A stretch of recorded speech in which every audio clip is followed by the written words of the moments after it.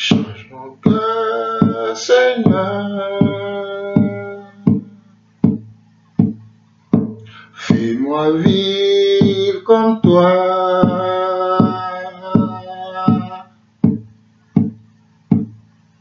Change mon cœur, Seigneur.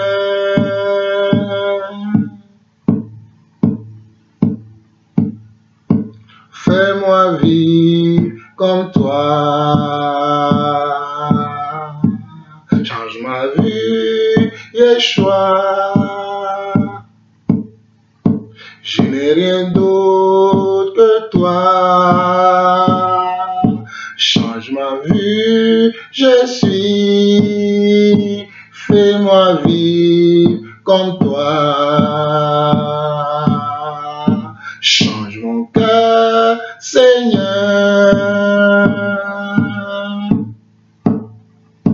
Fais-moi vivre comme toi. Change mon cœur, Seigneur. Fais-moi vivre comme toi. Change ma vue, Jésus. Je veux voir comme toi. Change ma vue, je suis. Je veux voir comme toi. Oh, change ma vue, Jésus. Je n'ai rien d'autre que toi. Tu es ma vie, Yeshua.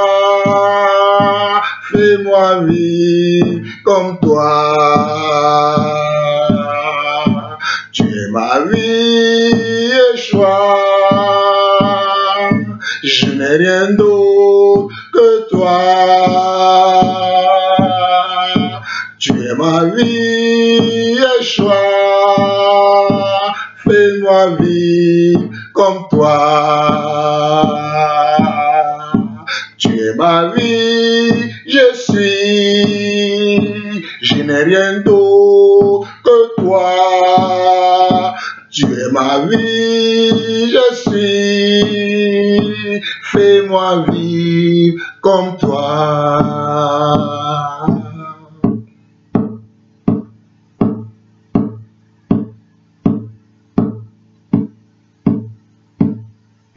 Fais-moi vivre comme toi. Je ne peux rien sans toi.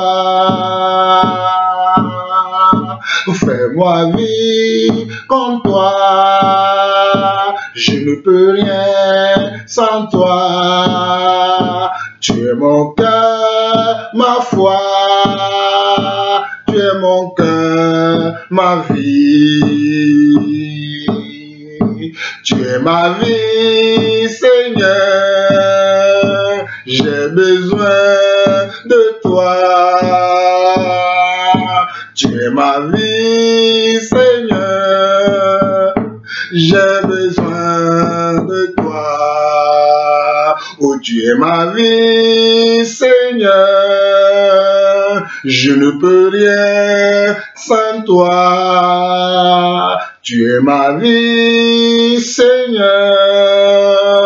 Oh, j'ai besoin de toi. Tu es mon cœur, je suis. Tu es ma vie, Yeshua. Tu es mon cœur, je suis. Tu es ma vie, Yeshua. Alléluia.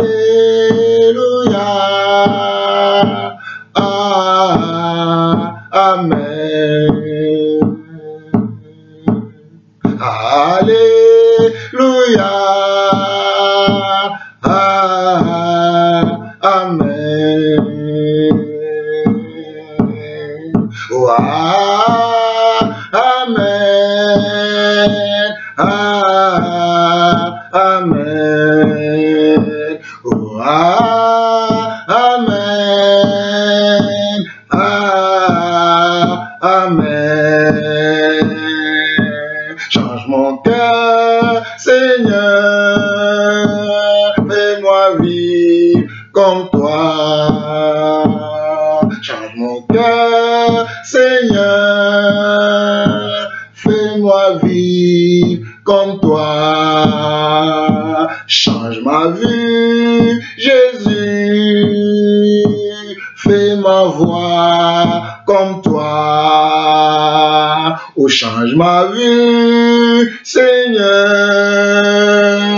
j'ai besoin de toi. Je ne peux rien sans toi.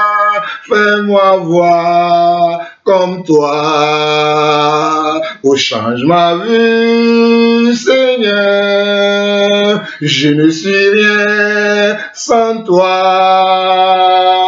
Tu es ma vie, mon Dieu. Fais-moi vivre comme toi.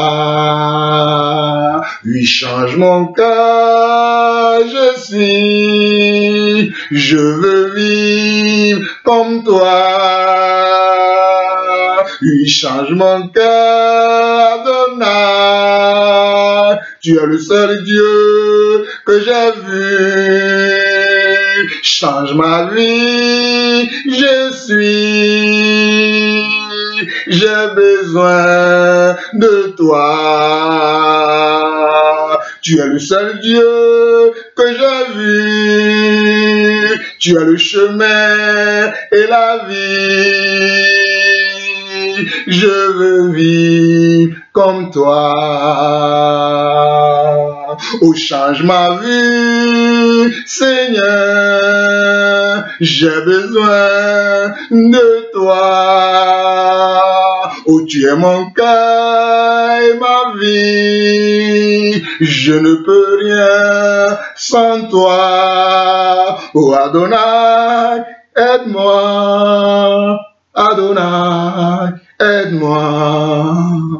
Oh, Adonai, aide-moi. Je viens. Oh, je viens devant toi et pour toi. Je t'aime. Oh, je t'aime. Je t'aime. Je t'aime. Je t'aime.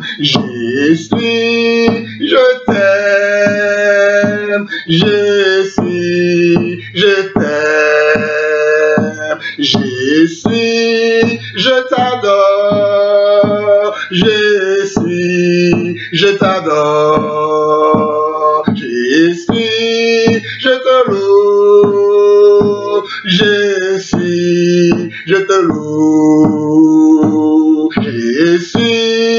Je t'aime. Tu es ma vie et mon roi. Tu es ma vie et mon Dieu. Je t'aime. Je t'aime. Je t'aime. Je t'aime.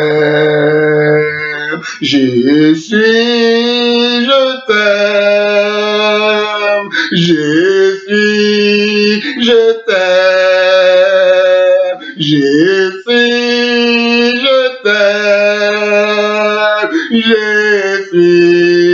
Je t'aime. Je t'aime. Oh,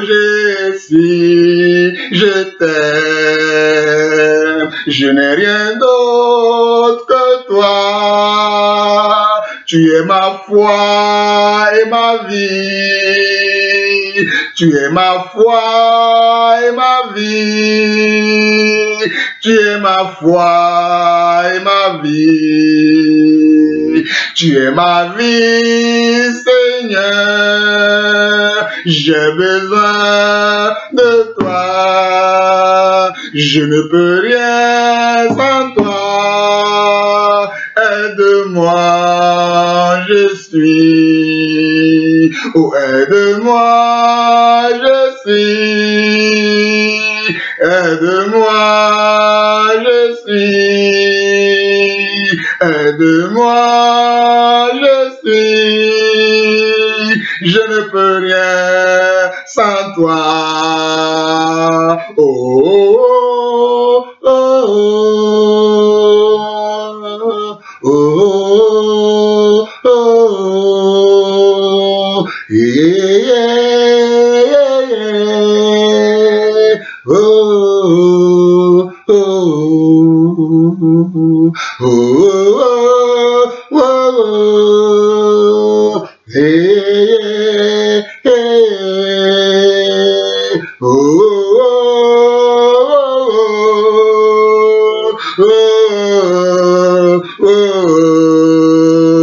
Seigneur, je t'en prie, Jésus, je t'en prie, Jésus, viens à moi, Jésus, viens à moi, Jésus, aide-moi, oh Jésus, tu es là, oh Jésus, tu es là, oh Jésus, tu es là, oh ta présence me suffit, ton amour me remplit, ta présence me suffit, ton amour me remplit, et ta présence, oh ta présence, ton amour, oui ton amour, oui ton amour me remplit, j'ai besoin de toi,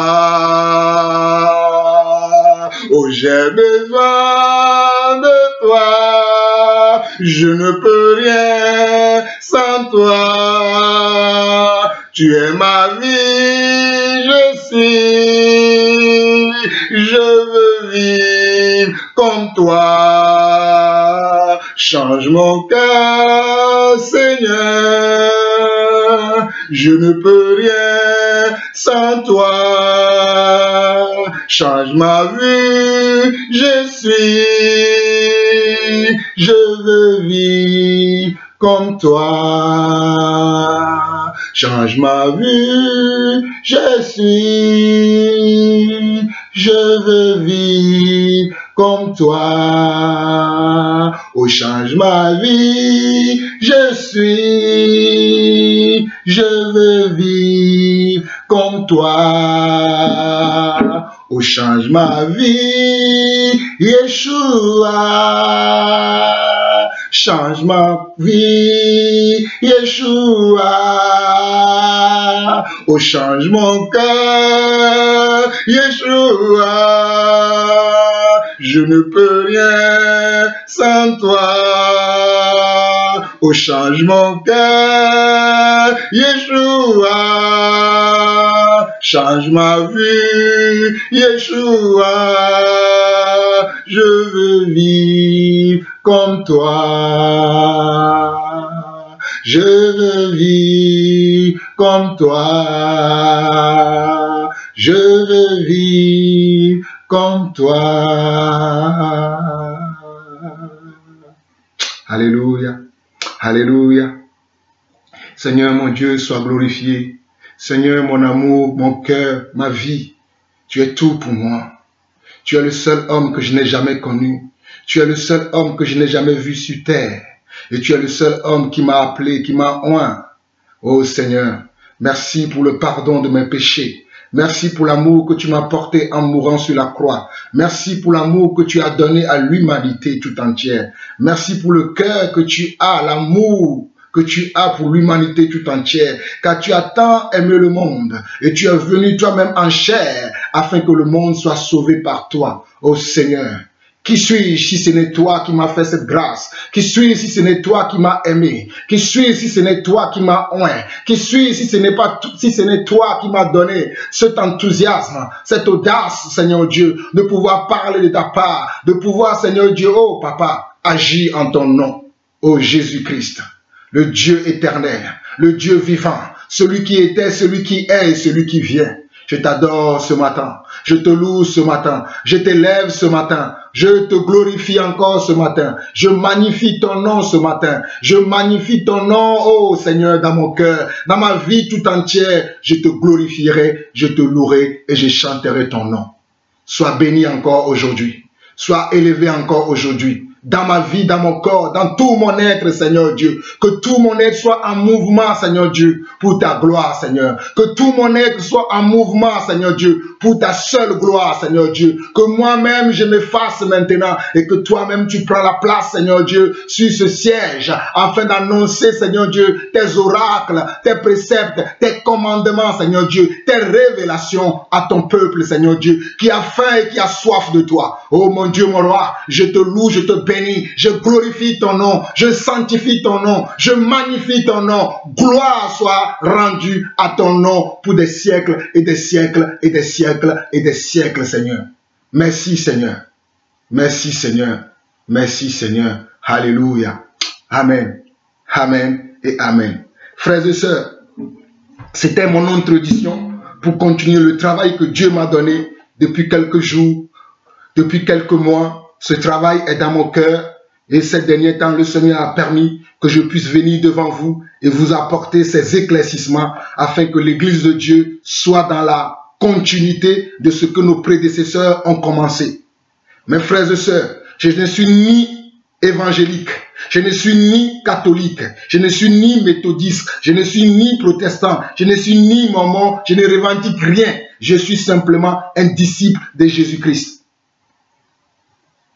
Je répète encore pour que vous me compreniez. Je ne suis ni orthodoxe, je ne suis ni anglican, je ne suis ni évangélique, je ne suis ni église réveillée. Je suis simplement un disciple de Jésus-Christ. J'espère que toi aussi, tu deviendras ou tu seras un disciple de Jésus-Christ. Car le Seigneur cherche des disciples. Le Seigneur forme des disciples. Le Seigneur n'a pas créé des religions. Mes frères et sœurs, je ne suis d'aucune religion, d'aucun secte, mais je suis le Fils de Dieu. Dieu m'a fait la grâce de devenir son Fils, selon sa parole en Jean chapitre 1, le verset 12. Car à tous ceux qui l'ont reçu, à tous ceux qui croient en son nom, il leur a donné le pouvoir de devenir enfants de Dieu, lesquels ne sont plus nés de la volonté de la chair, ni de la volonté du sang, mais ils sont nés de Dieu. C'est pour cela que je peux me permettre de vous dire que je suis fils de Dieu. Si tu es une femme, tu es une fille de Dieu. Si tu es une fille,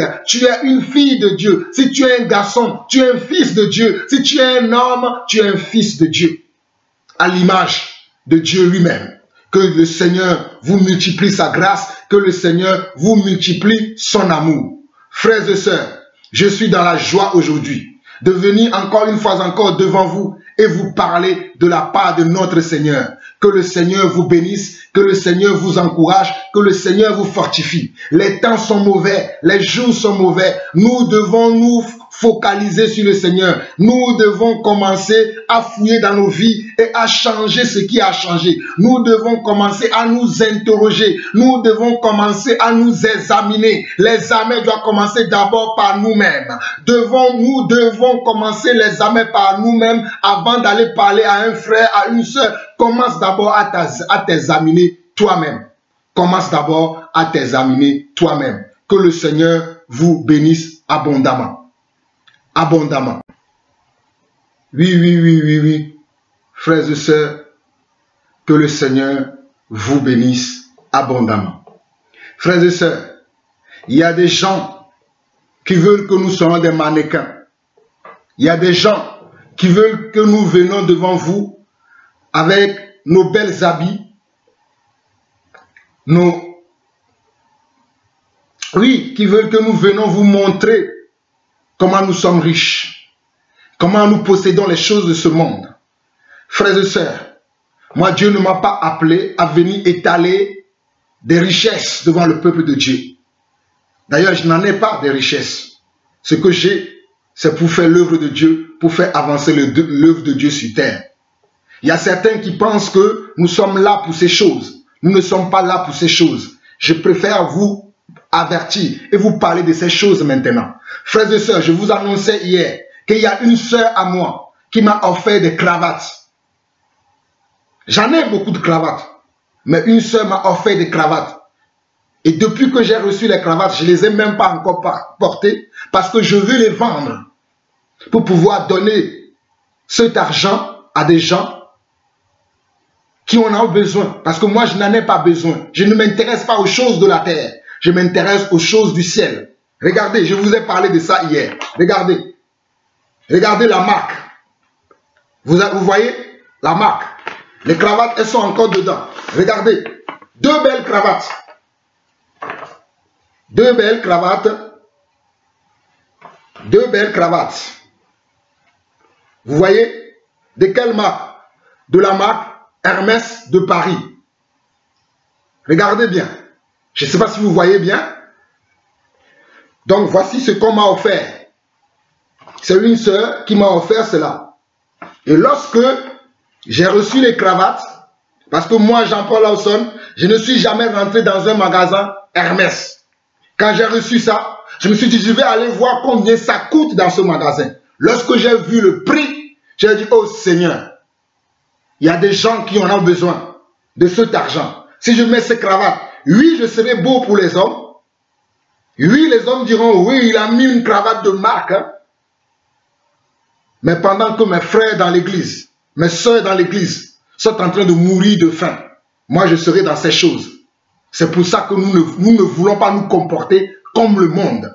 Nous comprenons le message que Jésus nous a donné en disant que si vous avez la nourriture et le vêtement, cela vous suffira. Si vous avez la nourriture et le vêtement, cela vous suffira. J'ai une question à vous poser. Surtout vous, mes frères serviteurs, faites attention. Maintenant, je ne suis pas en train de dire que ceux qui mettent des cravates, ceux qui mettent des costumes, que vous êtes en train de pécher. Moi-même, je mets des cravates selon que l'Esprit me conduit. Moi-même, je mets des costumes selon que le Seigneur me conduit. Mais comprenez la profondeur de ce que je suis en train de vous dire. Il y en a qui veulent que nous venons étaler devant vous nos richesses. Comme les autres le font. Comme ces vendeurs d'illusions le font. C'est pour ça que vous ne nous considérez pas comme des oints de Dieu. Mais croyez-moi, Dieu nous a oints. Mais l'onction que nous avons reçue, ce n'est pas l'onction de flatterie. Ce n'est pas l'onction de séduction. Ce sont les séducteurs qui s'habillent d'une certaine manière pour vous séduire. Mais je vais vous parler du plus grand prophète. L'un des plus grands prophètes de la Bible. D'ailleurs, le Seigneur lui-même a rendu le témoignage qu'il est le plus grand prophète. Je vais vous parler de Jean-Baptiste. Dans Matthieu chapitre 3, allez voir comment Jean-Baptiste s'habillait. Jean-Baptiste s'habillait de quoi? De peau de chameau. Mais allez voir le message qui sortait de sa bouche. Allez voir quelle est l'onction que Dieu avait mise sur sa vie. Mais Jean-Baptiste s'habillait de quoi? De peau de chameau, et il vivait de sauterelles et de miel dans le désert. De quel évangile vous lisez, mes frères et sœurs? Je vous dis que Jean-Baptiste vivait de quoi? Vivait de sauterelles et de miel, et il s'habillait de quoi? De peau de chameau. Pourquoi voulez-vous que nous aussi, nous venons devant vous? Ne me considérez pas, fermez ma chaîne YouTube. Je n'oblige personne à regarder ma chaîne. Parce que je ne suis pas beau, je ne suis pas dans les habits royaux. Ne regardez pas. Qui vous a obligé à regarder? Je ne prêche pas pour tout le monde. Je prêche pour les enfants de Dieu véritables. Quand ils me voient, ils savent que cet homme-là, c'est un serviteur de Dieu. C'est pour eux que je prêche. Quand les gens viennent vous dire, non, homme de Dieu, il faut soigner un peu ton apparence. Mon frère, tu ne dois pas venir sale. Tu ne dois pas venir avec les habits sales. Tu dois te laver et tu dois être présentable. C'est-à-dire comment? Quand je dis présentable, je dis comment? Être propre. C'est juste ce que Dieu nous demande. Dieu ne nous demande pas que nous venons avec nos belles habits, nos plus beaux joyaux. Non, non, non, non, non. Ce n'est pas ce que Dieu nous demande. Mais Dieu nous demande simplement que nous soyons présentable. C'est pour cela qu'il dira que si vous avez la nourriture et les vêtements, cela vous suffira. J'avais à cœur à dire cela, parce que beaucoup sont distraits, beaucoup sont séduits et ils rentrent dans le monde et font les choses du monde comme s'ils étaient dans le monde. Nous ne sommes pas du monde, nous sommes des enfants de Dieu et nous devons nous comporter comme des enfants de Dieu. La modestie doit être comment? Doit être notre vie. La sobriété doit être notre vie. Les disciples d'aujourd'hui ne sont plus sobres. Quelle est la vie que vous menez? Les gens viennent à l'église pour étaler comment? Pour étaler leur richesse, pour montrer comment? Pour montrer leurs beaux joyaux, leurs beaux habits. Vous pensez que c'est la même chose que nous faisons? Je ne viens pas devant vous pour vous montrer comment je suis beau, comment j'ai de beaux habits. C'est pour ça qu'à un moment donné, j'avais arrêté de faire des vidéos. Parce que ces choses-là, les gens nous adulent. Les gens commencent à nous idolâtrer. Jean-Paul Lawson n'est pas Dieu et Jean-Paul Lawson ne veut pas être adoré. Jean-Paul Lawson adore celui qui est le créateur, comme je viens de le faire avant de commencer.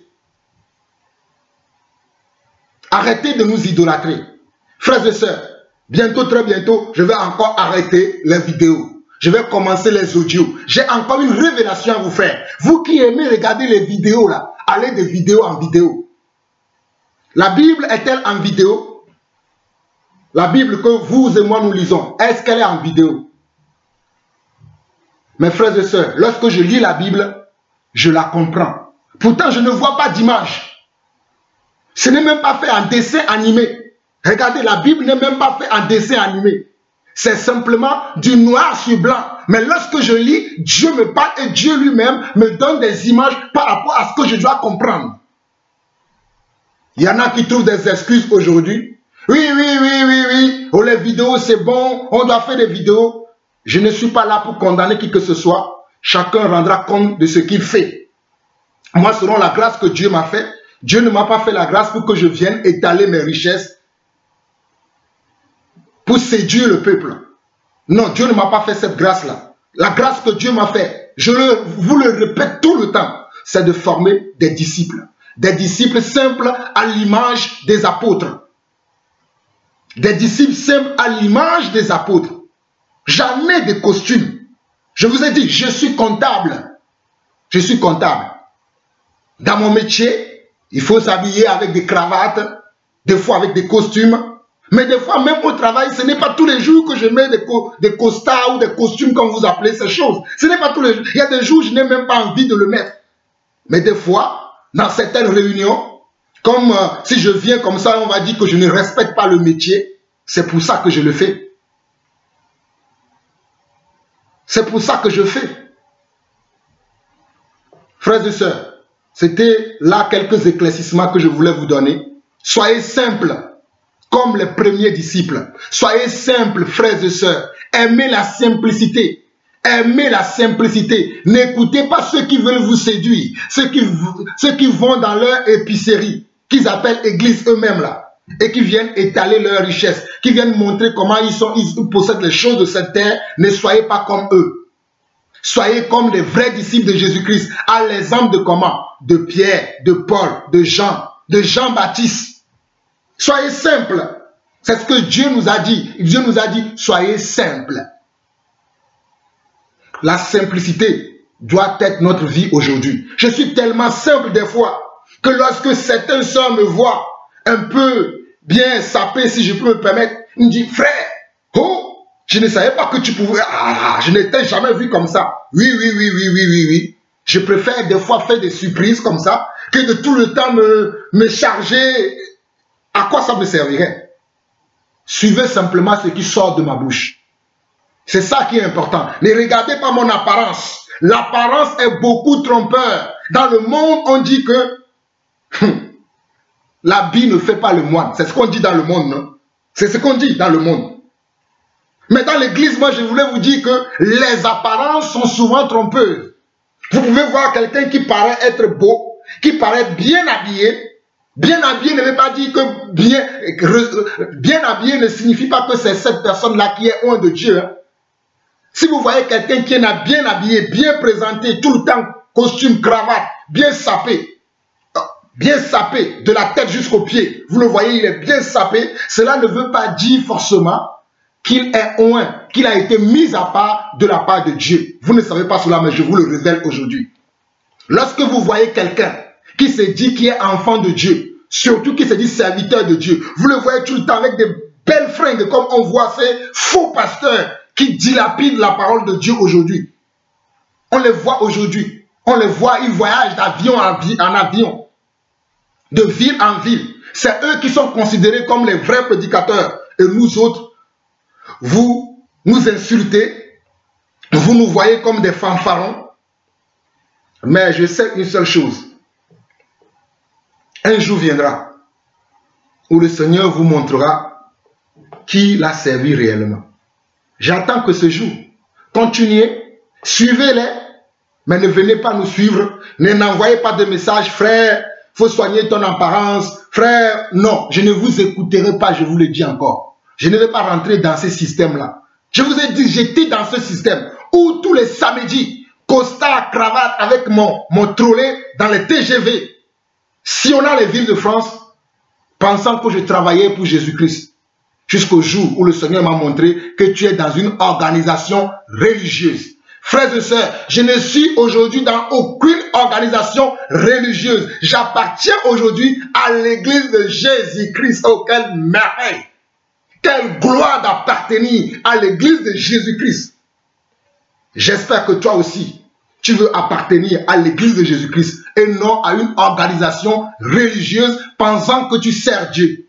D'ailleurs, je vais rentrer dans le vif de mon sujet aujourd'hui pour continuer ce que j'ai fait hier.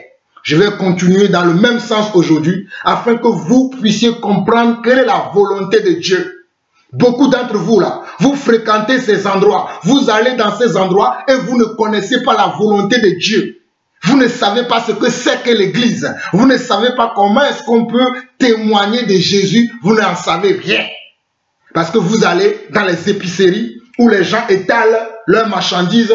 Vous venez le mariage, tiens, il y a le mariage ici. Vous venez le travail, tiens, il y a le travail ici. Vous venez les enfants, tiens, il y a les enfants ici. Vous voulez la gloire, tiens, il y a la gloire ici. Tu veux être chanteur de gospel, tiens, il y a le gospel ici. Je ne prêche pas cet évangile-là.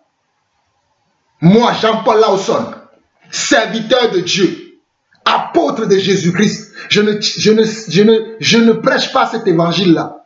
Je prêche l'évangile d'origine. Comme dit mon frère, le prophète David, que je salue, que la grâce de Dieu te soit multipliée, mon frère, pour le combat de l'évangile d'origine. Frères et sœurs, je vous le répète encore, je suis ni catholique, ni protestant, ni évangélique, ni méthodiste, ni église réveillée, je suis disciple de Jésus-Christ. Voilà ce que je suis. Voilà ce que je suis. Et voilà ce que vous, c'est ce que vous devez être. Pour continuer le message, frères et sœurs, il y a tellement beaucoup de choses à dire que je ne vais pas tout le temps ouvrir la Bible, aller lire le verset, parce que je suis moi-même rempli déjà de versets bibliques. Comprenez ce que je suis en train de dire? Il y a certains d'entre vous, quand tu parles, ils disent, donne-moi le verset, donne-moi le verset. Si je veux prendre le temps de lire les versets, verset par verset, mes vidéos vont durer 4 heures, 6 heures. Mais je vais parler simplement, puisque la parole, elle est déjà dans mon cœur. Vous avez Google aujourd'hui. Prenez Google. Lorsque je dis une parole, vous allez chercher si ce que j'ai dit, ce ne se trouve pas dans la Bible. Par exemple, si je dis, Jésus-Christ est le chemin, la vérité et la vie, tapez simplement la phrase là. Jésus, chemin, vérité et la vie. Vous allez voir que le verset va sortir. Je vous dis la vérité. Donc, comprenez, aujourd'hui, je ne veux pas perdre de temps. Je veux attaquer directement pour ne pas que ma vidéo dure longtemps. Parce que c'est vous aussi qui vous plaignez. Oh, la vidéo est trop dure. Est trop longtemps. Et la vidéo dure beaucoup. C'est vous aussi qui vous plaignez. C'est pour vous arranger que nous essayons maintenant d'écouter nos vidéos afin que nos vidéos ne soient pas longues. Ok.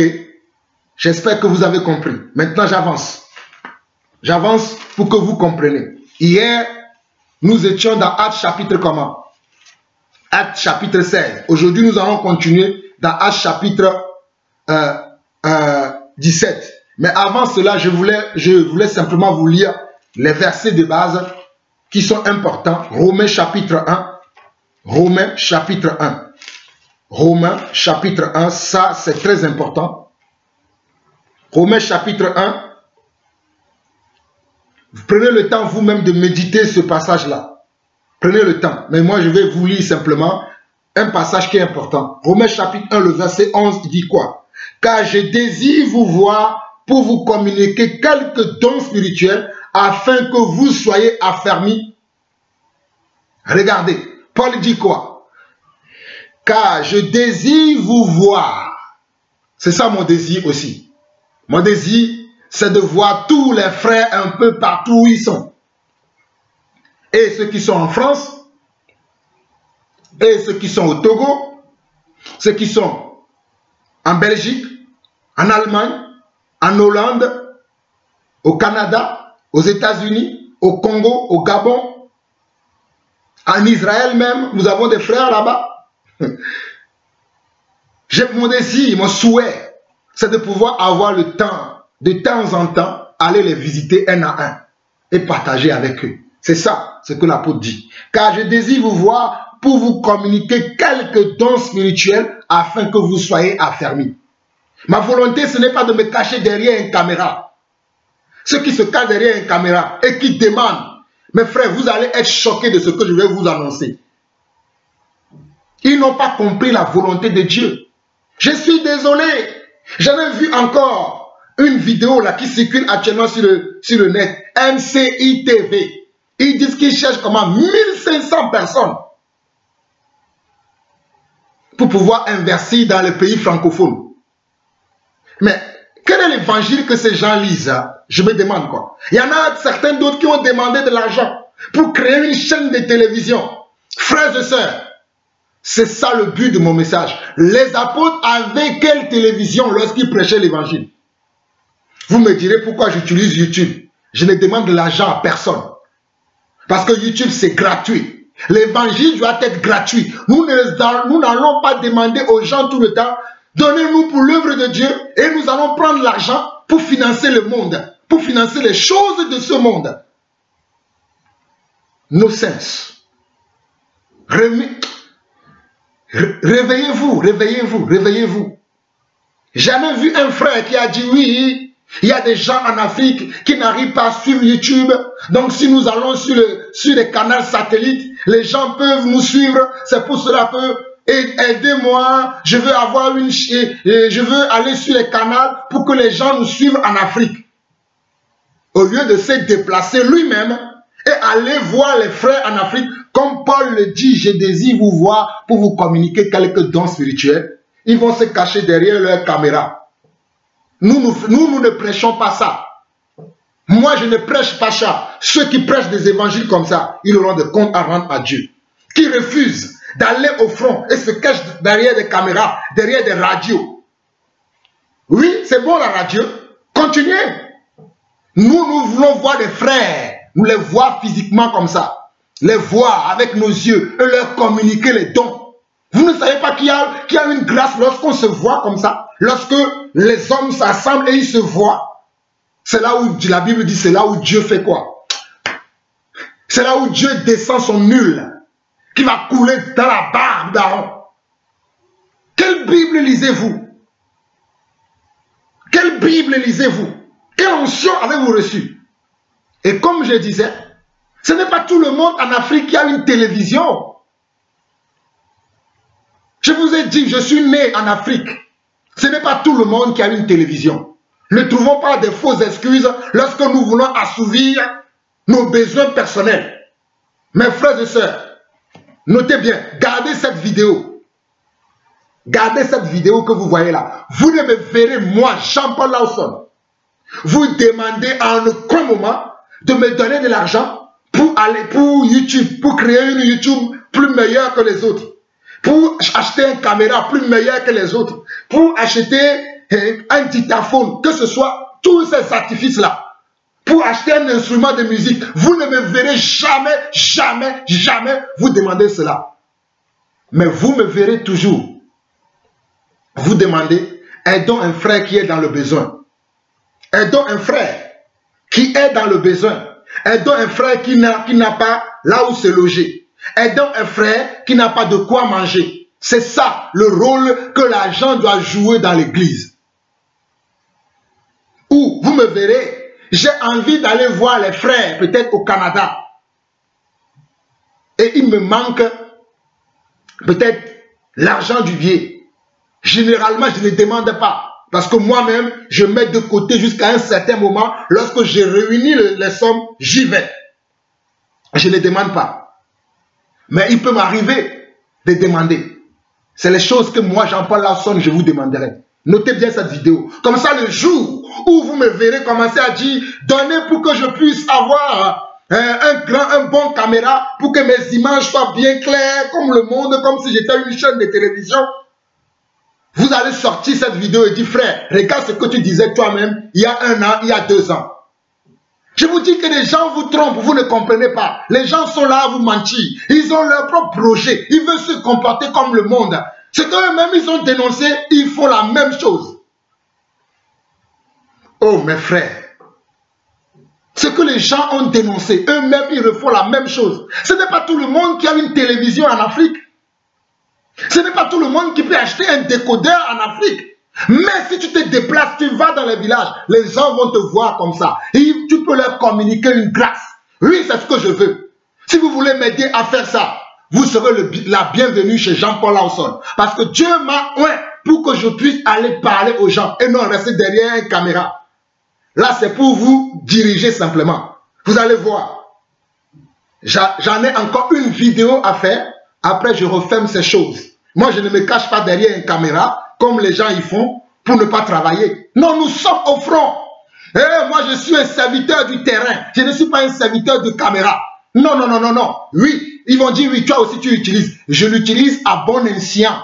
J'utilise ces choses à bon escient. Ce n'est pas ça qui est comment mon objectif. Mon objectif est d'aller dans les maisons, parler aux gens. C'est ça l'évangile. Comme Paul dit dans Romains chapitre 1, je désire vous voir pour vous communiquer quelques dons spirituels. Je désire vous voir. J'espère que vous avez compris mon message. Arrêtez de demander à l'église.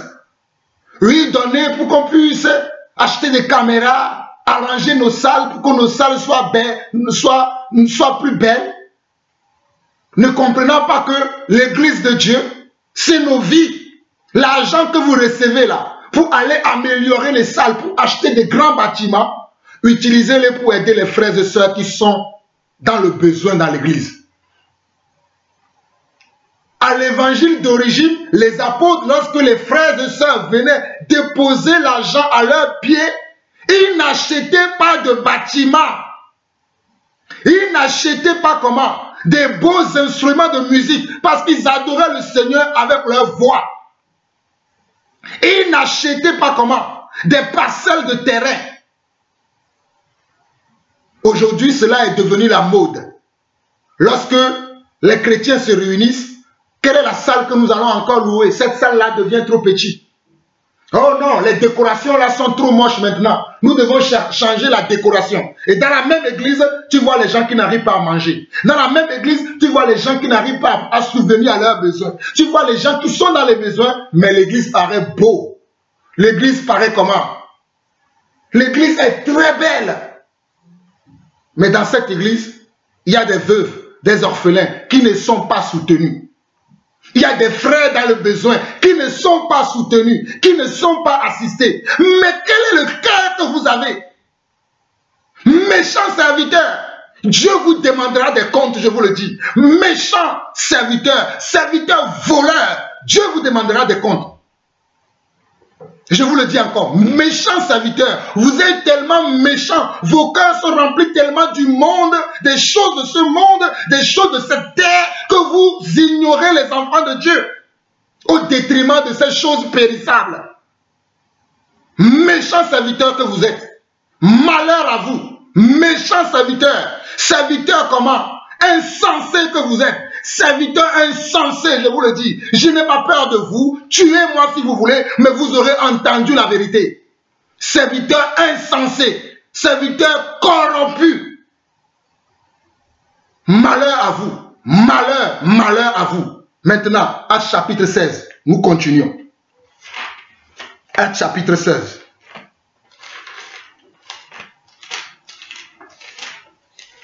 Actes chapitre 17 plutôt. Actes chapitre 17. Nous allons lire le verset 30 de Actes chapitre 17. Dieu, sans tenir compte des temps d'ignorance, annonce maintenant à tous les hommes en tout lieu qu'ils sont à se repentir. L'église aussi est dedans. Dieu, je suis Adonai, God, peu importe le nom que vous lui avez donné, peut-être dans votre patois, dans votre langue, Dieu, ce Dieu-là, sans tenir compte des temps d'ignorance, annonce maintenant à tous les hommes, en tout lieu qui sont, à se repentir. Vous devez vous repentir.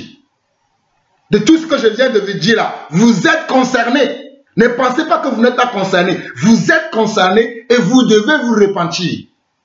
Et vous allez voir, la repentance continuera dans mon message. Actes maintenant, chapitre 18. Nous voyons, hier je vous ai parlé de comment vous pouvez évangéliser et bâtir l'église de Jésus-Christ. L'église de Jésus-Christ n'est pas ce que vous voyez les églises évangéliques. Je vous ai dit hier, je le répète encore. Toutes ces dénominations ne connaissent pas Yeshua HaMashiach. Toutes ces dénominations sont sorties de la volonté de Dieu. C'est pour ça qu'ils passent leur temps à embellir leur église au lieu d'embellir la vie des gens. C'est pour ça qu'ils passent leur temps à acheter des parcelles au lieu d'assister les frères qui sont dans les besoins. Ils n'ont pas compris l'évangile. Ils ont besoin de se repentir. Nous revenons maintenant dans Actes chapitre 18. Après cela, Paul d'Athènes, il est parti d'Athènes et se rendit à Corinthe. Vous lisez le livre de Corinthiens aujourd'hui. Vous ne savez pas comment les chrétiens de Corinthe avaient reçu l'évangile. Vous ne saviez pas comment les disciples qui sont à Corinthe, quand vous lisez le livre de Corinthe, oui, il y a un Corinthien, il y a 2 Corinthiens. Mais savez-vous comment ces gens-là ont reçu l'évangile? C'est ce que je vais vous montrer aujourd'hui. On y va. Il trouva un juif nommé Aquilas, originaire du Pont, récemment arrivé d'Italie avec sa femme Priscille, parce que Claude avait ordonné à tous les juifs de sortir de Rome. Il se lia avec eux. Regardez comment Dieu fait les choses, non pas les hommes. Ok. Et comme ils avaient le même métier, il demeura chez eux et il travailla. Il fabriquait des tentes. Paul discourait dans la synagogue chaque sabbat et il persuadait des juifs et des grecs. Regardez, Paul allait où pour parler? Paul allait dans les synagogues. Les synagogues qui représentent aujourd'hui l'église. Les synagogues qui représentent aujourd'hui l'église. Afin que l'église se tourne véritablement vers le Seigneur. Je vous ai dit que Dieu m'a appelé, Dieu m'a oint en tant qu'apôtre du Seigneur Jésus-Christ. J'aime mon frère le prophète David, qui vient et dit, je suis le prophète David. Oui, il est prophète. C'est ce que Dieu, c'est la grâce que Dieu lui a donnée. Et c'est comme ça que c'est ça son identité. Moi, je ne viens pas souvent vous dire, oui, je suis l'apôtre Jean-Paul Lawson. Parce que vous-même, vous allez voir, avec le pas que je mets, vous allez reconnaître quel est le ministère que Dieu m'a donné. Mais une de mes missions que Dieu m'a confiée, c'est d'aller dire à l'église, c'est de rentrer dans les synagogues et de casser tout ce qui n'est pas de lui. C'est pour ça que vous me verrez toujours parler des églises. Parce que les églises sont mortes aujourd'hui. Les églises sont mortes. Il n'y a plus la crainte de Dieu dans les églises. Les églises ne connaissent plus Dieu.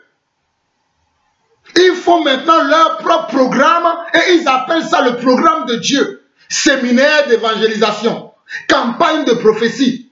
Oui, je vais venir au Togo. Il y aura comment? Il y aura un ouragan de prophétie. Comme ce faux prophète Ferdinand Ekane du Cameroun a fait dans mon pays d'origine, le Togo. Ils sont nombreux aujourd'hui. Et ils vous trompent. Parce que vous aimez la séduction. Regardez, Paul est parti où? Il est parti où? Paul nous dit, Paul discourait dans la synagogue chaque sabbat. Mes frères et sœurs, lorsque vous invitez Jean-Paul Lawson dans votre église, croyez-moi, si je viens, je prêche un message, votre église va se diviser en deux ou en plusieurs parties. Parce que je ne vais pas faire comme les gens qui vont venir dans l'hypocrisie, vous parler des choses de la terre. Parce que j'ai reçu la même onction qui est sur la vie de Paul. Je vous ai souvent dit que mon père m'a appelé Jean-Paul parce qu'il voulait que je devienne un pape comme le pape Jean-Paul II. Mais Dieu a changé la pensée de mon père. Dieu a changé la volonté de mon père en me faisant la grâce d'être comment? D'être comme soit Jean, soit l'apôtre Paul. Et je bénis le Seigneur. Je vous dis, Dieu m'a fait la grâce de recevoir une petite onction, comme Jean en avait reçu, de recevoir encore un morceau d'onction, comme Paul avait reçu. Et je bénis le Seigneur pour ce qu'il fait dans ma vie. J'avance. On nous dit au verset 5, « Mais quand Silas et Timothée furent arrivés de la Macédoine, regardez, frères et sœurs, Paul avait abandonné comment? Paul, lorsqu'il quittait la Macédoine, vous savez, suivez la première partie de ce que j'ai fait. Paul était parti en mission en Macédoine. En mission par qui? Mission envoyée par son église? Non, envoyée par le Saint-Esprit. Je vous dis, c'est le Saint-Esprit qui doit vous envoyer. Si le Saint-Esprit ne vous envoie pas, ne suivez pas les hommes qui vont vous flatter, qui vont vous séduire, vous allez mourir. Nous suivons le Saint-Esprit. Quand vous regardez dans Actes chapitre 13, c'est le Saint-Esprit qui a dit, mettez-moi à part Paul et Silas pour l'œuvre pour laquelle je les ai appelés. Ce n'est pas les hommes qui ont dit, oui Paul, viens, je sens que tu es beau, que tu parles bien, que tu dis des choses bien, va à Macédoine. Ce n'est pas ce que le Saint-Esprit, ce n'est pas ce que les hommes ont fait. Ce n'est pas les anciens de l'église qui ont dit, oui, nous voyons que tu es présent à tous les cultes. Quand tu chantes, oh, ta voix me touche. Tu peux... Non, ce n'est pas ce que les anciens ont fait. Ils priaient, pendant qu'ils priaient, ils gênaient. Le Saint-Esprit, le Seigneur Dieu, le Père, a dit, mettez-moi à part Paul et Silas, Paul et Barnabas, pour l'œuvre pour laquelle je les ai appelés.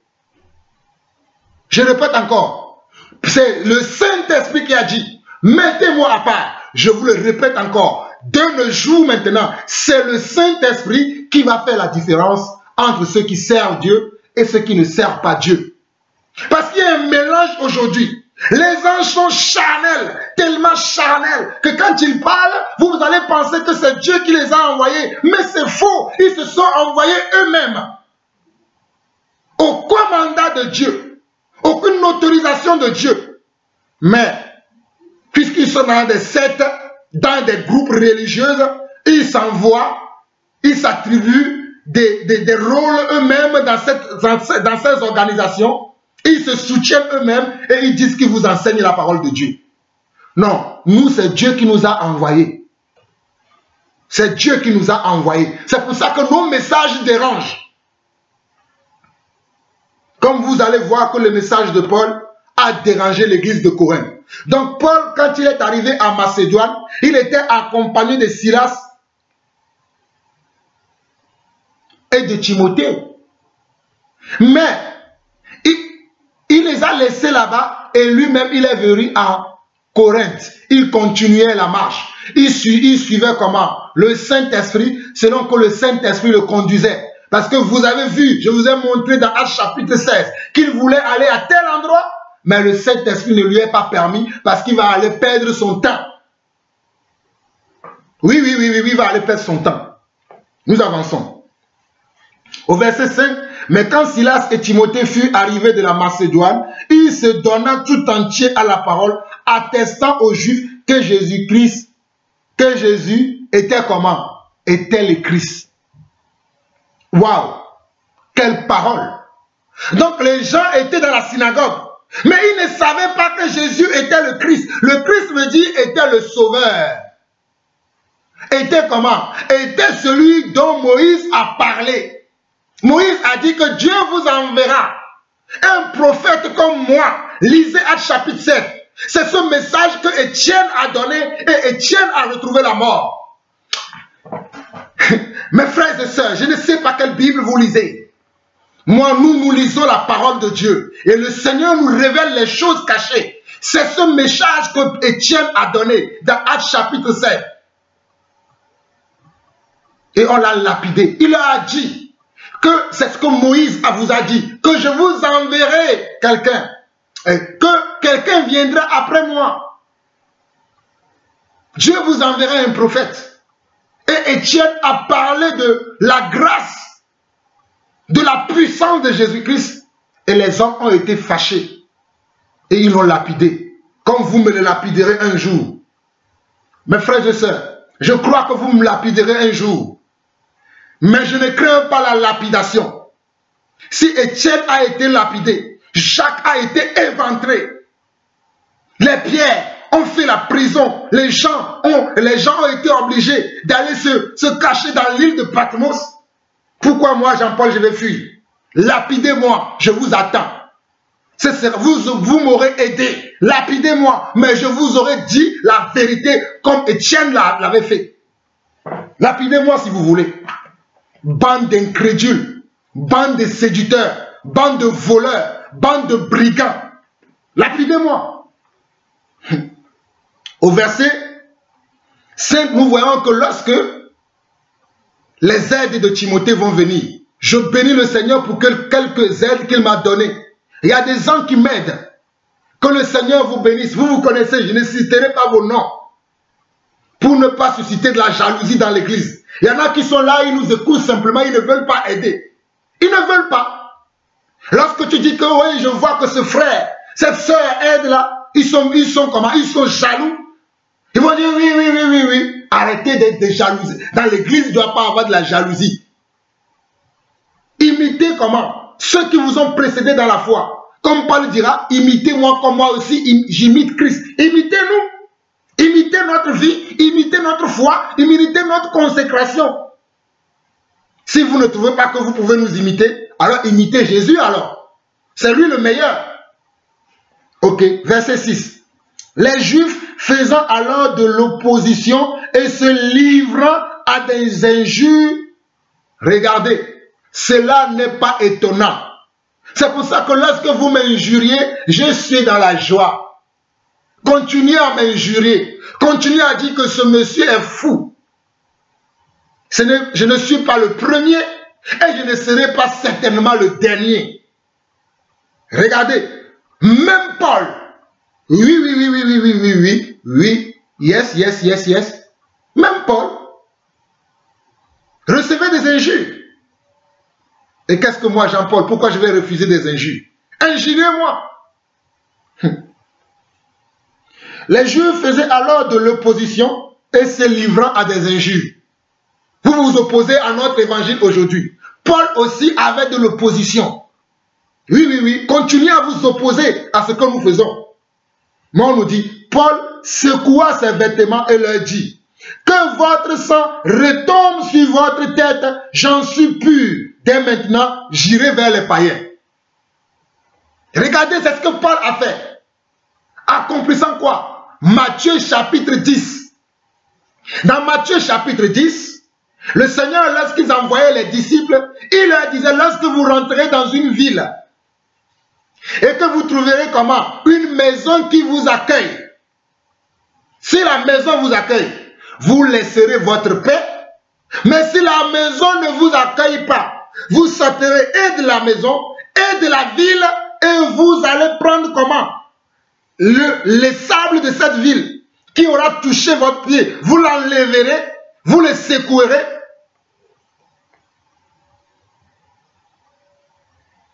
C'est ce que Paul y fait ici, non? Paul a dit quoi? Je suis pur de votre sans. Dès maintenant, j'irai vers les païens.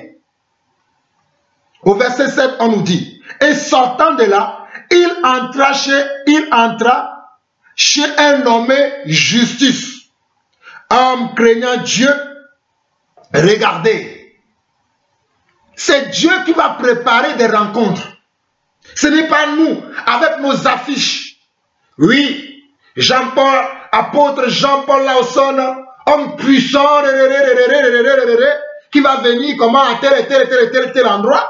Non, non, non, non, non, non. Dieu organise son programme. Paul, en arrivant en Corinthe, il n'a pas envoyé des affiches comme nous voyons dans les églises aujourd'hui. Ils envoient comment? Des affiches. Le marketing est rentré dans l'église. On fait le marketing, on dit oui, c'est le Saint-Esprit. Tout ce que vous mettez sur le dos du Saint-Esprit là, oui, le Saint-Esprit a le dos large. Mais vous regretterez un jour vos mensonges. Le Saint-Esprit. Quel Saint-Esprit? Arrêtez de faire vos blagues. Et on nous dit, et sortant de là, il entrait chez un nommé Justice. Nous sommes au verset 7 de Actes chapitre 18.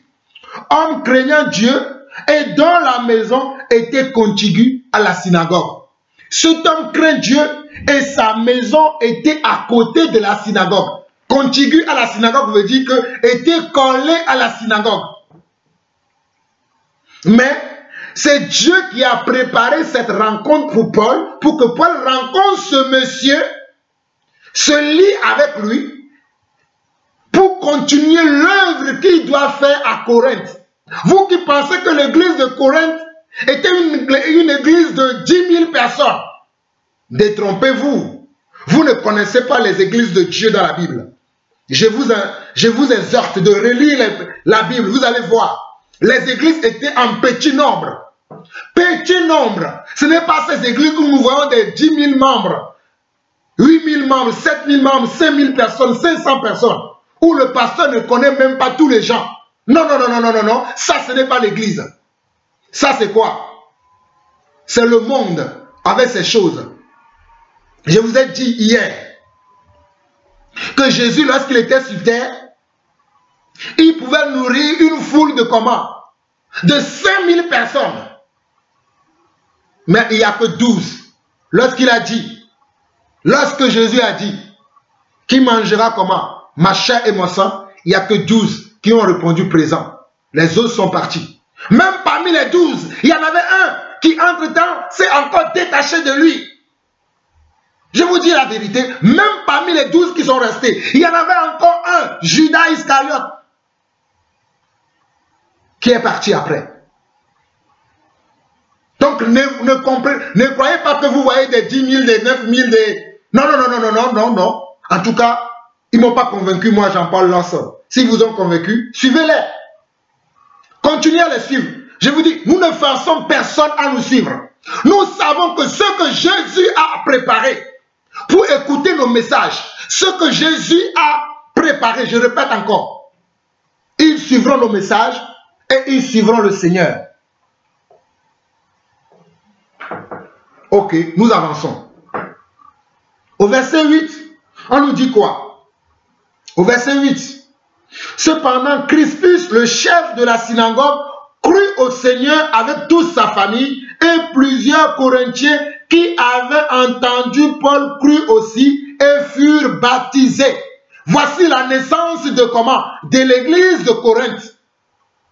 Voici, je vous montre aujourd'hui la naissance de l'église de Corinthe. Vous qui ne connaissez pas les Écritures, et nous que Dieu a oint, pour que nous vous annonçons les Écritures, vous vous opposez, vous nous injuriez. Je vous montre comment l'église de Corinthe a été bâtie. Par qui? Par l'apôtre Paul. Mais avec qui? Avec le Saint-Esprit. Vous pensez que j'étais saoul quand hier j'ai dit comment évangéliser et bâtir l'église avec Dieu. C'est le titre que j'ai donné au message précédent. Et ça sera la suite et la fin. Comment évangéliser et bâtir l'église avec Dieu. Non pas bâtir ton église à toi, mais bâtir l'église avec Dieu. Oui, c'est Dieu qui m'a donné de me donner le titre comme ça au message. Nous ne sommes pas fous.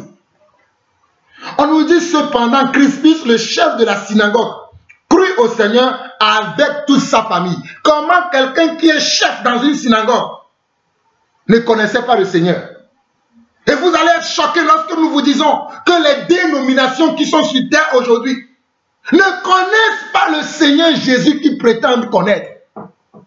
Les évangéliques, les protestants, les méthodistes, les catholiques, les anglicans, les mormons, pour ne citer que cela, toutes ces personnes-là ne connaissent pas le Seigneur Jésus-Christ. Ils ne connaissent pas le grand Jésus. Ils ne connaissent pas l'Adonai. Ils ne le connaissent pas. Oui. Ils ne le connaissent pas. Même ton pasteur que tu vois dans son épicerie, dans sa boutique, avec venez. Vous verrez la gloire de Dieu. Crois au Seigneur Jésus-Christ. Tu vas avoir tes papiers. Tu vas avoir comment un logement. Tu vas avoir... Ce n'est pas ce que Paul et les apôtres prêchaient. Répentez-vous car le royaume des cieux est proche. Je vous ai dit que je suis la voix qui crie dans le désert. Je ne cherche pas des amis. Je cherche des frères. Dieu merci pour la vie de mon frère Barouani Enzo. Dieu merci pour la vie de mon frère le prophète David.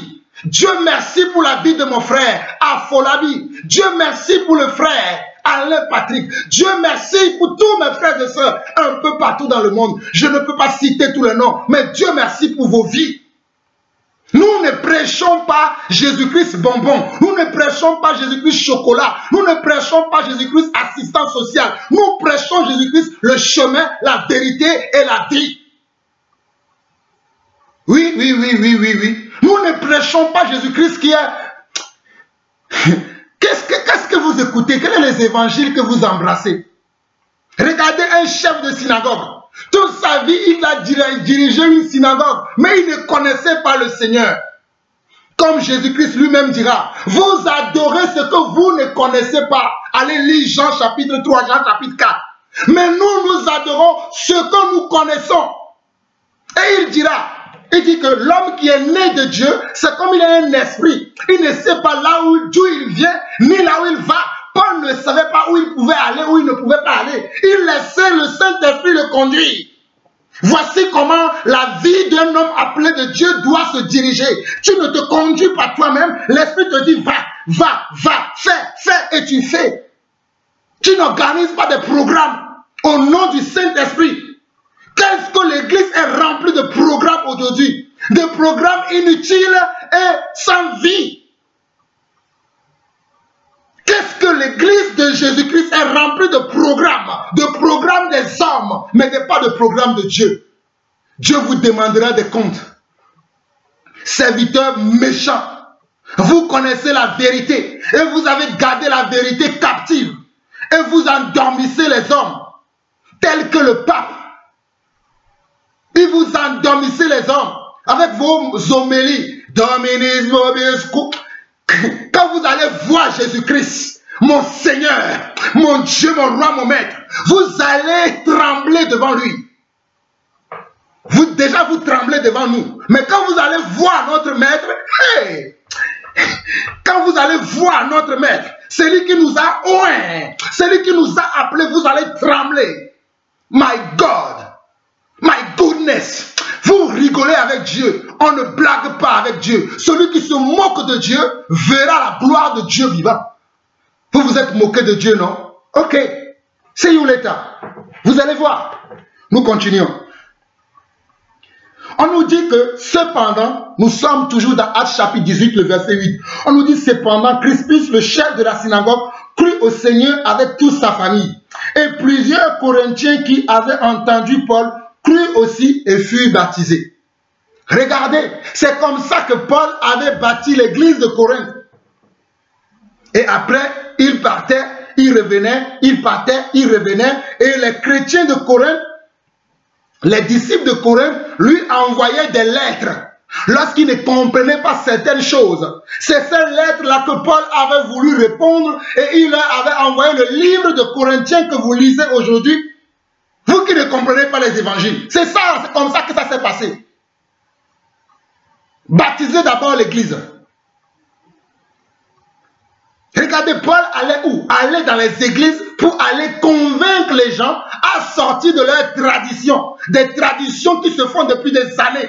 C'est pour ça que nous vous parlons de toutes ces organisations d'hommes qui ont des traditions qui n'ont rien à voir avec l'évangile d'origine. J'aime ce mot. Béni sois-tu mon frère, le prophète David. J'aime quand tu dis l'évangile d'origine. Oui. L'évangile d'origine, l'évangile au commencement, l'évangile à l'époque des apôtres. D'autres diront l'évangile primitif. Oui. Nous devons retourner à cet évangile-là. Nous avons fait le naufrage. Oui, nous, cette génération. Vous savez, je disais l'autre jour à un frère à moi, que lorsque moi j'ai cru au Seigneur, c'était l'époque où lorsque les gens prêchaient, il y avait un mouvement qui est né aux États-Unis où lorsque tu prêchais, tu devais terminer tes phrases par des ch. Et cela est devenu la mode dans mon église dans laquelle j'étais avant. Les gens terminaient leurs phrases. Oh, Jésus est Seigneur. Oh, Jésus est roi. Jésus peut te toucher. Oh, Alléluia. Oh, Seigneur. Oh, Yéyé. Oh, Sacha. Et je disais, non, mais qu'est-ce qui arrive à ces gens-là? Mais je suis unique à mon genre. Jean-Paul Lawson est unique en son genre parce que j'ai reçu une onction qui n'est pas pareille à l'onction qu'un tel ou un autre a reçu. L'onction qui est sur la vie de mon frère Barouani, que Dieu te bénisse. La dernière fois, il a prié pour moi. J'ai reçu de la joie dans mon cœur pour continuer l'œuvre de Dieu. La dernière fois, mon frère, le prophète David, a prié pour moi. J'ai reçu de la puissance pour continuer à faire l'œuvre de Dieu. Qu'est-ce que je vous bénis, mes frères? Nous travaillons pour l'œuvre de Dieu, nous. Oui. Oui, nous travaillons pour l'œuvre de Dieu. Mais nous ne suivons pas les gens, nous ne copions pas les gens. Nous sommes uniques. Ne savez-vous pas qu'il y a une onction particulière dans un ministère que tu as reçu? Tu veux ressembler à X ou à Y. Tu n'es pas X, tu n'es pas Y. Sois toi-même. C'est pour ça que je suis moi-même. Je ne veux pas ressembler à qui que ce soit. Non. Parce qu'il y a des gens qui vont être touchés par ce que je fais, par ce que je dis, parce qu'il y a une onction qui est cachée derrière moi. Une onction qui ôte les fardeaux et qui fait éclater les jougs. Oui. Nous ne prêchons pas comme les autres qui sont là avec, en terminant leur frère. Oui, le Seigneur est Dieu. Oh, alléluia. Oh, merci Seigneur. Oh, riri. Non. Nous prêchons Christ crucifié, selon que le Seigneur nous inspire. Je suis inspiré encore aujourd'hui à vous prêcher ce message. Changez vos vies, repentez-vous. Actes chapitre 17, le verset 30. Dieu, sans tenir compte des temps d'ignorance, annonce à tous les hommes, à quelque lieu qu'ils soient, à se repentir. Tu es apôtre, tu dois te repentir. Tu es prophète, tu dois te repentir. Tu es évangéliste, tu dois te repentir. Tu es pasteur, tu dois te repentir. Tu es docteur, tu dois te repentir. Tu es disciple, tu es chrétien, tu dois te repentir. Tu es né dans une famille chrétienne pensant que tu es sauvé. Tu dois te repentir. Tu as créé des églises, bâtiments. Tu dois te repentir. Tu n'as pas bâti l'église de Jésus-Christ. Et regardez, lorsque les gens ont cru à Corinthe, le chef de la synagogue, qui pensait connaître Christ, mais il a vu que ce que Paul a dit, non, il ne connaissait pas le Christ. Il a cru maintenant au message de Paul. Lui aussi et sa famille ont été baptisés. Voyez-vous cela?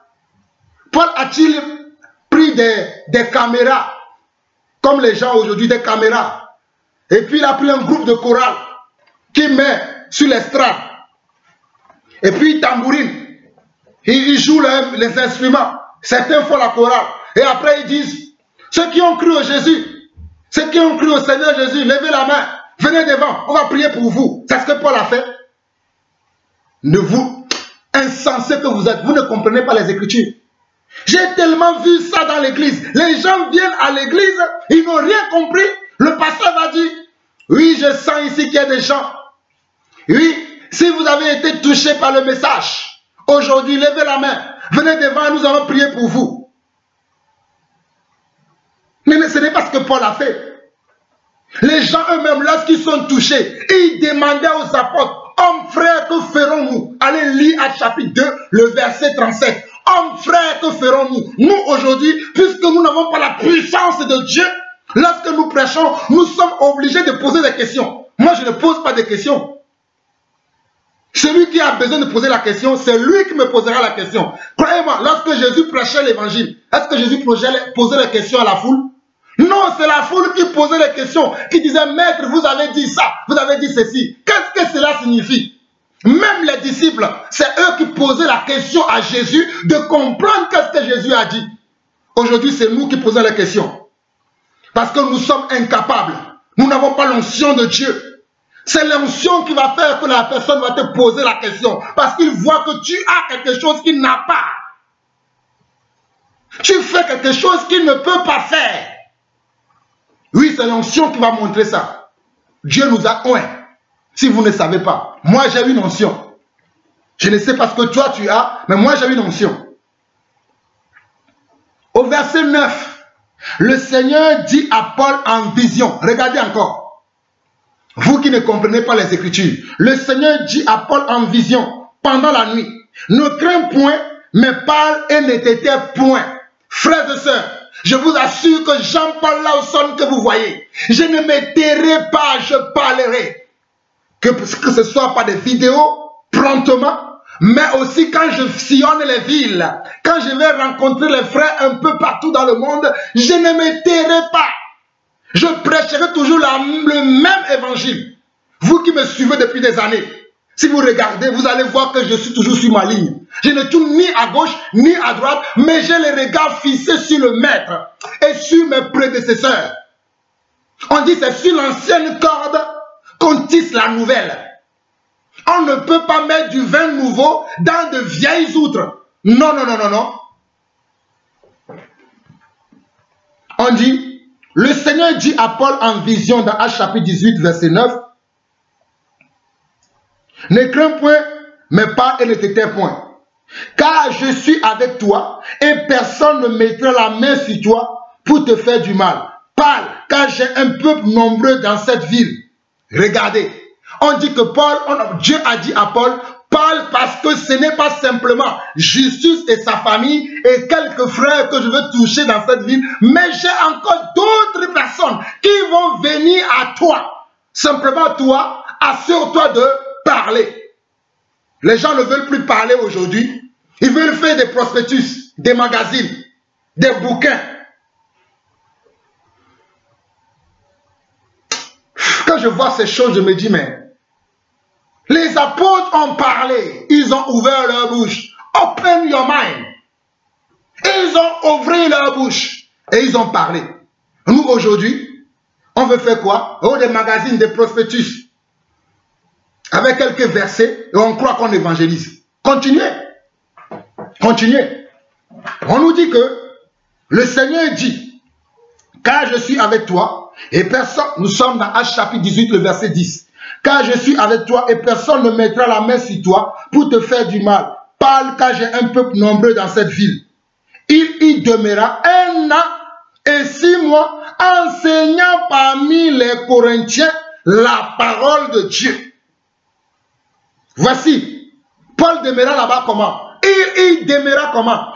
1 an et 6 mois, c'est-à-dire 1 an et demi pour donner la construction, le fondement de l'église. Oui, si vous ne savez pas, lorsque Paul voyait que les gens embrassaient l'évangile, les gens acceptaient cet évangile-là, il a été obligé de rester là-bas pendant 1 an et 6 mois en les enseignant. Dieu me permet de vous dire quelque chose de très important. Paul a-t-il créé une école? C'est ce que Paul a fait. A-t-il créé une école là-bas? Donnait-il des diplômes aux gens à la fin? Oui, reçois les diplômes de ton école de théologie, tu as fini. C'est ce que Paul faisait. Il enseignait les gens sans demander aucun sou. Vous, aujourd'hui, vous avez fait quoi? Vous avez... Quand je vois ces choses, je me dis, vous avez ouvert des écoles théologiques, des écoles bibliques payantes. Oui, mon frère, on peut encadrer des frères, les enseigner tous les jours, gratuitement, comme moi-même je le fais. Si quelqu'un peut venir témoigner que Jean-Paul Lawson est venu m'enseigner la parole, et il m'a demandé l'argent, qui viennent faire la vidéo, qui disent, qui viennent vous parler. Je vais partout où je vais, j'enseigne gratuitement. Si Dieu met dans le cœur de quelqu'un de me donner quelque chose, gloire à Dieu. Si je n'ai rien, je n'attends rien des hommes. J'attends tout de Dieu, celui qui m'a appelé. Oui, oui, oui, oui, oui. Je n'attends rien des hommes. Vous mentez. Vous prenez les versets en contexte. Oui, oui, oui, oui, oui, oui. Hein, nous avons ouvert l'église, nous devons payer l'électricité, nous devons payer l'eau, nous devons payer le loyer. C'est pour ça que non, l'école biblique ne peut pas être gratuite. Moi, j'ai fait l'école biblique. Moi qui vous parle. 2 ans de l'école biblique. 500 € l'année. 500 € l'année. 2 ans d'école biblique. 500 € l'année. J'ai payé. Ça m'a coûté 2000 € les 2 années. Parce qu'à cette époque-là, j'étais encore aveuglé, mes amis. Je le reconnais. Il n'y a pas une honte à dire que j'ai fait des erreurs. Frères et sœurs, c'est quelqu'un qui a fait des erreurs qui peut vous enseigner la vérité. J'ai fait des erreurs comme Paul aussi dans le passé. Lorsque Paul persécutait l'église, ce sont des erreurs qu'il faisait. J'ai fait des erreurs. J'ai fait 2 années de l'école biblique. Et j'étais le meilleur parmi les élèves de l'école biblique. Dernièrement, j'ai encore mes diplômes de l'école biblique. Je montrais ça à mon frère Patrick pour voir mes notes que j'avais à l'école biblique.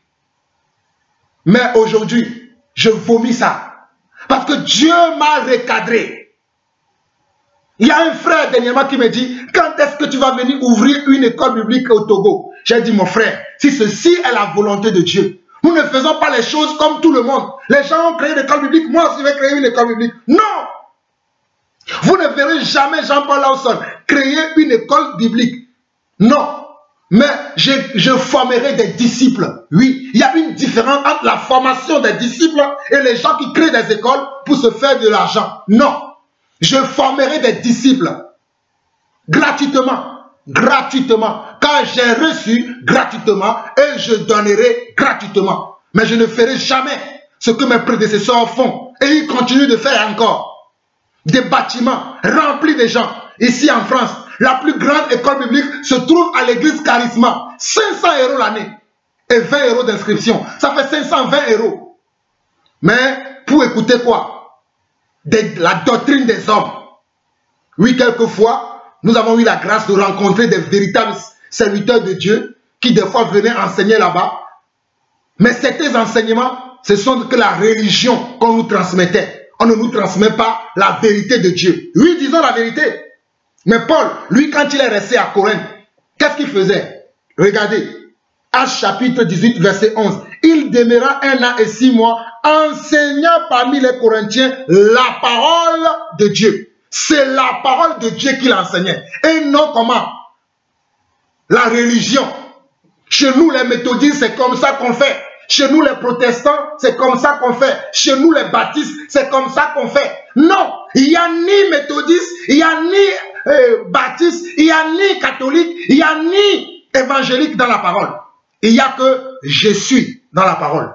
Il n'y a que je suis. Parce que la parole, c'est je suis. Au commencement était je suis était la parole et la parole était avec je suis. Alléluia. C'est ça. Nous avançons. Verset 12. Pendant que Galion était proconsul de l'Achaïe, les Juifs se soulevèrent unanimement contre Paul et le menèrent devant le tribunal en disant « Cet homme incite les gens à servir Dieu d'une manière contraire à la loi. » Comme beaucoup vont se lever maintenant pour vous dire que moi aussi je vous incite à servir Dieu d'une manière contraire à la loi. Vous qui suivez la loi des hommes, nous suivons la loi de l'esprit. La loi de l'esprit de vie est différente de la loi de la chair. Nous suivons la loi de l'esprit. Bientôt, très bientôt, vous allez voir, ils vont commencer à vous dire, ne suivez pas Jean-Paul Lawson. Il vous enseigne quelque chose qui est contraire à la loi des hommes. Oui, je n'enseigne pas la loi des hommes, j'enseigne la loi de Dieu, la loi de l'esprit de vie. C'est ça qui circule dans mes veines. Verset 13. En disant, cet homme incite les gens à servir Dieu d'une manière contraire à la loi. Paul allait ouvrir la bouche lorsque Galion dit aux Juifs, s'il s'agissait de quelque injustice ou de quelque méchante action, je vous écouterai comme de raison, ô Juifs. Mais s'il s'agit de discussion sur une parole, sur des noms et sur votre loi, cela vous regarde. Voici un homme sage. Voici un homme sage qui a dit, si c'est vos histoires concernant vos dieux, vos tout ça là, je ne vais pas me mêler parce que je n'ai pas je n'ai pas reçu l'amabilité. Je ne suis pas capable de pouvoir gérer cette affaire de Dieu là. Je ne peux pas le gérer.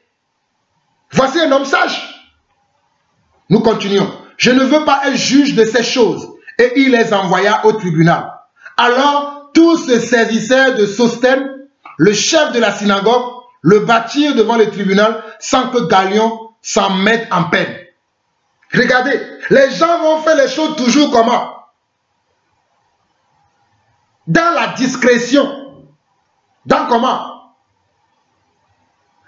En se tournant le dos, derrière ton dos, ils vont faire les choses en cachette, alors qu'ils veulent ta mort. Tuez-nous. Mais je comprends une seule chose. Lorsqu'on tue un apôtre, un disciple véritable, il y a 10 qui se lèvent d'un coup. Tuez-moi, vous allez voir, il y aura encore 10 Jean-Paul Lawson, 100 Jean-Paul Lawson, 1000 Jean-Paul Lawson sur la terre. Tuez-moi et vous verrez. Vous ne savez pas ce que vous voulez faire. Au verset 18, on nous dit, Paul resta encore assez longtemps à Corinthe. Ensuite, il prit congé des frères et s'embarqua pour la Syrie avec Priscille et Aquilas, après être fait raser la tête à Sancré, car il avait fait un vœu. Il arrivait où? À Éphèse. Vous qui ne connaissez pas l'église, les églises là, ils arrivaient où? Ils arrivaient maintenant à Éphèse. Voici comment l'église d'Éphèse aussi est née. Je suis en train de vous parler de comment on peut bâtir l'église avec Dieu. Et Paul, il laissa ses compagnons, étant entré dans la synagogue, il s'entretenait avec les Juifs. Regardez, vous allez voir que Paul marchait avec les gens, mais lui, il avait toujours une façon de faire différente des autres. Oui. Nous sommes tous là, vous parlez de Jésus. Mais ma façon, si vous m'observez bien, vous allez voir que ma façon de faire est différente de tous mes frères. Même si nous prêchons le même évangile. Mais l'onction qui est sur ma vie, elle est différente de l'onction qui est sur la vie de mon frère Barwani. Elle est différente de l'onction qui est sur la vie de mon frère comment?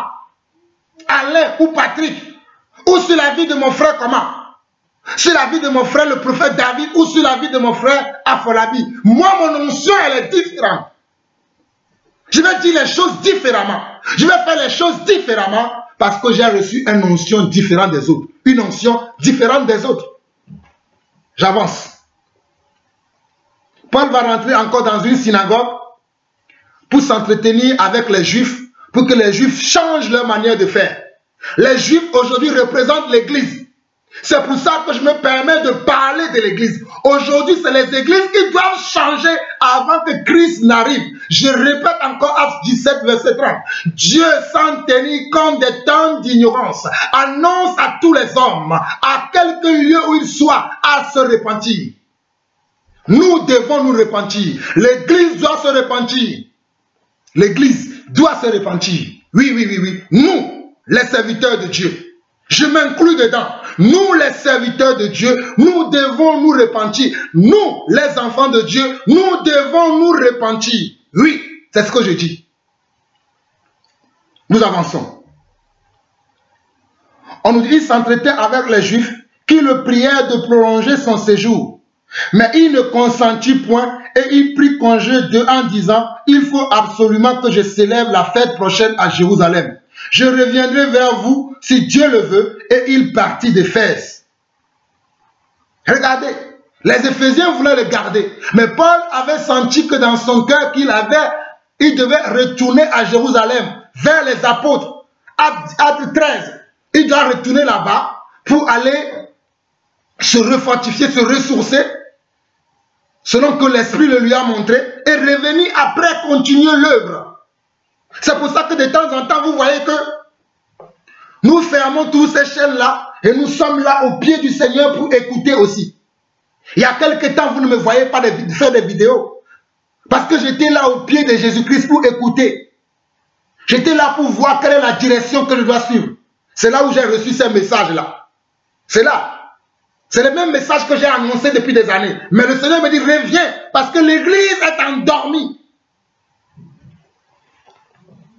Et on nous dit, étant débarqué à Césarée, il monta à Jérusalem et après avoir salué l'église, il descendit à Antioche. Lorsqu'il eut passé quelque temps à Antioche, Paul se mit en route et parcourut successivement la Galatie, la Phrygie, fortifiant comment? Tous les disciples. Voici le parcours de Paul. Paul faisait quoi? Il passait quoi? Il passait par la Galatie, la Phrygie, fortifiant tous les disciples. Au verset 24, on nous dit, un homme nommé Apollos, originaire d'Alexandrie, homme éloquent et versé dans les Écritures, vint à Éphèse. Frères et sœurs, aujourd'hui, il y a des hommes éloquents dans l'église. Lorsqu'ils parlent, oh, qu'est-ce qu'ils sont éloquents?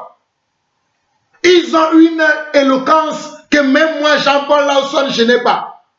Je le reconnais. Oui, quand il y a la vérité, il faut se le dire. Ils sont tellement éloquents. Waouh! Quand ils parlent, tu dis waouh! Quelle connaissance, quelle sagesse. Mais c'est une connaissance sans esprit. Regardez, au verset 25, il était instruit dans la voie du Seigneur et fervent d'esprit. Il annonçait et enseignait avec exactitude ce qui concerne Jésus, bien qu'il ne connaissait que le baptême de Jean.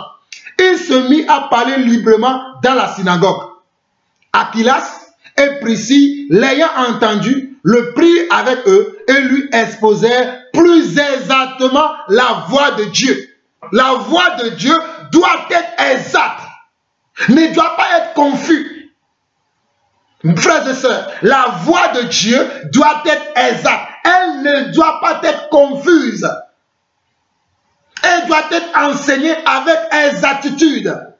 Avec comment? Avec exactitude, précision. Mais ce monsieur-là, malgré son éloquence, manquait quelque chose.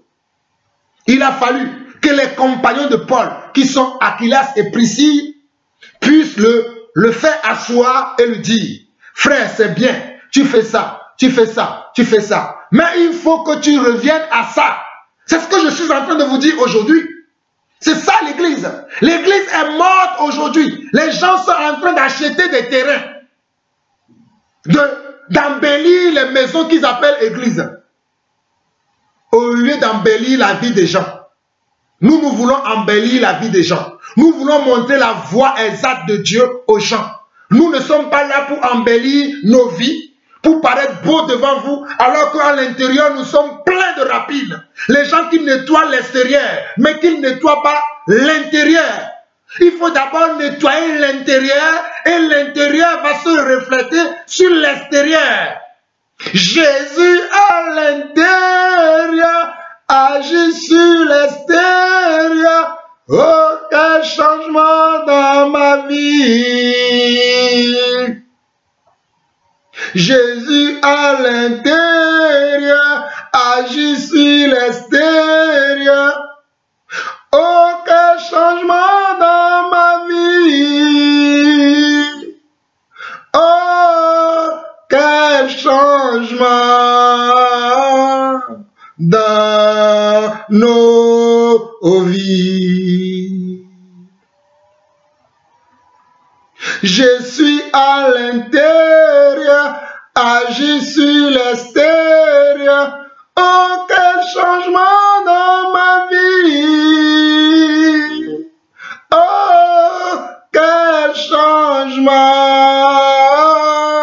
dans ma vie. Oh Jésus à l'intérieur, agis sur l'extérieur. Aucun changement dans ma vie. Aucun changement dans ma vie. Excusez-moi pour ma voix. Je ne suis pas un bon chanteur, un chanteur professionnel. Je chante pour glorifier Dieu. Vous comprenez? Je ferme cette petite parenthèse. c'est à l'intérieur que Jésus va agir sur l'extérieur. L'esprit qui est à l'intérieur de toi, cet esprit doit être redressé dans le droit chemin. Cet esprit doit connaître le véritable. Cet esprit doit embrasser le véritable. Et lorsque cet esprit va embrasser le véritable, tu vas marcher selon le véritable. Tu vas agir selon le véritable. Tu vas poser des actes selon le véritable. Tu vas enseigner selon le véritable. Tu vas faire tout selon le véritable. 1 Jean 5, verset 20. Nous savons que le Fils de Dieu, comment? Est venu en chair et en os. Et c'est lui, le Dieu véritable et la vie éternelle. Et nous disons Amen. C'est lui le Dieu véritable et la vie éternelle. C'est lui le chemin, la vie. C'est lui le Dieu véritable. C'est lui que vous devez suivre. C'est lui que vous devez imiter. Arrêtez d'imiter les faux pasteurs. Les gens qui vous distraient par leurs vidéos. Arrêtez de les suivre. Nous avançons. On nous dit ici, au verset 20, comme il voulait passer en Achaïe, les frères l'y encouragèrent et écrivaient aux disciples de bien le recevoir. Quand il fut arrivé, il se rendit par la grâce de Dieu très utile à ceux qui avaient cru, car il refutait vivement les Juifs en public, démontrant par les Écritures que Jésus était comment? Était le Christ. Voici quelqu'un qui était versé dans les Écritures avant, qui s'appelait comment?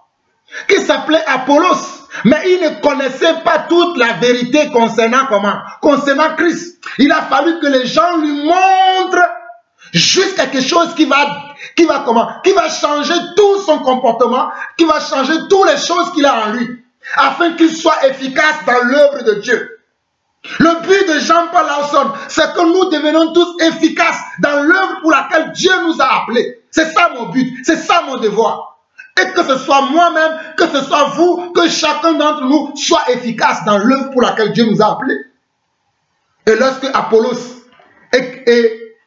Apollos a rencontré Priscille et Aquilas, les compagnons de Paul, qui vont le redresser, vont le montrer le comportement, l'attitude, et surtout lui montrer la vraie foi, comment il doit présenter le Seigneur aux gens, il a été comment? Il a été une source de bénédiction pour l'Église, parce qu'il refutait les gens qui voulaient contredire le Christ, comme les gens qui veulent contredire le Christ aujourd'hui, qui veulent nous contredire, qui prennent le Christ comme si le Christ était un magasin, qui prennent le Christ, qui sont comme des loups, mais qui prennent le Christ comme agneau pour cacher leur vraie face et aller tromper l'Église.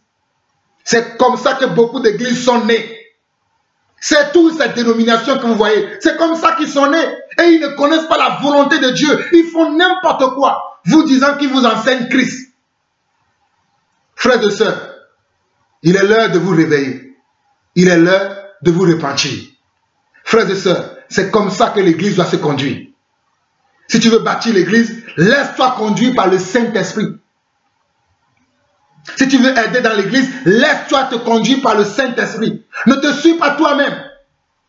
Laisse le Saint-Esprit te dire, va dans tel sens, va dans tel autre sens, parle de telle manière. Ne copie pas les gens. Ne copie pas les gens qui ne sont pas spirituels, les gens qui sont charnels, qui n'ont aucune autorité de la part de Dieu. Ils se sont inventés eux-mêmes des autorités, mais Dieu ne les reconnaît pas en tant que tels. Oui, c'est la vérité. Frères et sœurs, je vous ai montré comment vous devez évangéliser. Comment vous devez bâtir l'église avec Dieu. C'est ce que Dieu a mis dans mon cœur pour son église. Nous reviendrons avec d'autres enseignements, avec d'autres éclaircissements encore. Il me reste encore peut-être 1 ou 2 vidéos à faire. Et je reviendrai sur mes audios, je vous les montrer. Nous ne sommes pas là pour donner du spectacle. J'ai été artiste comédien dans le monde, où je faisais du théâtre, je jouais bien, mais Dieu m'a dit, laisse ça, va servir dans mon église. Donc ce n'est pas maintenant que je vais venir sur les plateaux de télévision et faire des grimaces. Non, ce n'est pas ça mon appel. Mon appel est de former des disciples. Je veux former des disciples. Que Dieu vous fasse comprendre mon cœur et la mission que Dieu m'a assignée. Je vous aime, tous mes frères, que la grâce et la paix du Seigneur vous soient multipliées, que la bonté du Seigneur remplisse vos cœurs. Que l'amour du Seigneur remplisse vos cœurs. Aimez le Seigneur de tout votre cœur, de toutes vos pensées et de toute votre force. Faites tout pour que le nom de Dieu soit glorifié. Faites tous vos efforts possibles. Même si vous devez mourir pour le Seigneur, mourrez pour le Seigneur, cela sera pour vous un gain. Frères et sœurs, vous avez écouté aujourd'hui encore la voix de votre frère Jean-Paul Lawson, celui qui crie dans le désert pour aplanir le chemin de notre Seigneur. Que la paix, la grâce et la communion du Saint-Esprit soient notre partage. Soyez tous bénis. À très bientôt. Ciao, ciao. Shalom.